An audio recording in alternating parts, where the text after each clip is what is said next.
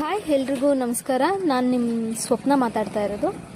Dialysis ಅಂದರೆ ಏನು, ಇದು ಯಾಕೆ ಬರುತ್ತೆ, ಇದರಿಂದ ಏನೆಲ್ಲ ತೊಂದರೆಗಳು, ಡಯಾಲಿಸಿಸು ಅನ್ನೋದೊಂದು ರೋಗನ ಅಥವಾ ಇದರಿಂದ ನಮಗೆ ಏನಾದರೂ ತುಂಬ ತೊಂದರೆ ಆಗುತ್ತಾ, ಡಯಾಲಿಸಿಸ್ ಬಗ್ಗೆ ನಿಮಗೆ ಸಂಪೂರ್ಣ ಡೀಟೇಲ್ನ ನಾನು ಈ ಚಾನಲ್ ಮುಖಾಂತರ ಕೊಡಬೇಕು ಅಂತ ಅಂದ್ಕೊಂಡಿದ್ದೀನಿ.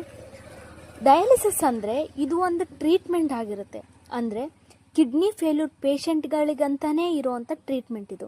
ಕಿಡ್ನಿ ಯಾವಾಗ ಅದರ ಕೆಲಸಗಳನ್ನು, ಅದರ ಕಾರ್ಯಗಳನ್ನು ನಿಲ್ಲಿಸಿರುತ್ತೆ ಅಂದರೆ ಒಂದು ಪ್ಯೂರಿಫಿಕೇಷನ್ ಮಾಡೋದು, ಅಂದರೆ ಬ್ಲಡ್ನಾಗಲಿ ಯೂರಿನ್ನಾಗಲಿ ಏನು ಆ್ಯಸಿಡ್ ಬ್ಯಾಲೆನ್ಸ್ಗಳನ್ನಾಗಲಿ ಅಥವಾ ನಮ್ಮ ದೇಹದಲ್ಲಿರೋವಂಥ ಎಲ್ಲ ವಿಟಮಿನ್ಸ್ಗಳ ಎಕ್ಸ್ಟ್ರಾ ಏನಿದೆ ಅವುಗಳನ್ನೆಲ್ಲ ಏನು ಬ್ಯಾಲೆನ್ಸ್ ಮಾಡೋದು ಅಥವಾ ಅವುಗಳನ್ನ ಸರಿದೂಗಿಸ್ಕೊಂಡು ಹೋಗೋದು, ಮೇಂಟೈನ್ ಮಾಡೋದು, ವೇಸ್ಟ್ ರಿಮೂವ್ ಮಾಡೋದು, ವೇಸ್ಟ್ ಪ್ರಾಡಕ್ಟ್ಸ್ಗಳನ್ನ ಇನ್ಕ್ಲೂಡ್ ಯೂರಿನ್ನ ರಿಮೂವ್ ಮಾಡೋದು, ಈ ಥರ ತುಂಬ ಕಾರ್ಯಗಳನ್ನ ಅದು ನಿರ್ವಹಿಸ್ತಾ ಹೋಗುತ್ತೆ, ಸರಿನಾ.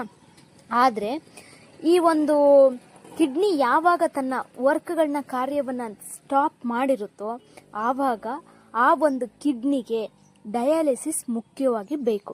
ಡಯಾಲಿಸಿಸಲ್ಲಿ ಎರಡು ವಿಧ, ಇಮೋಡಯಾಲಿಸ್ ಮತ್ತು ಪೆರಿಟೋನಿಯಲ್ ಡಯಾಲಿಸಿಸ್ ಅಂತ, ಸರಿನಾ. ಈಗ ಈ ಡಯಾಲಿಸಿಸ್ ಕೂಡ ಮಾಡಿದರೆ ಹುಷಾರಾಗ್ತಾರಾ? ಎಸ್.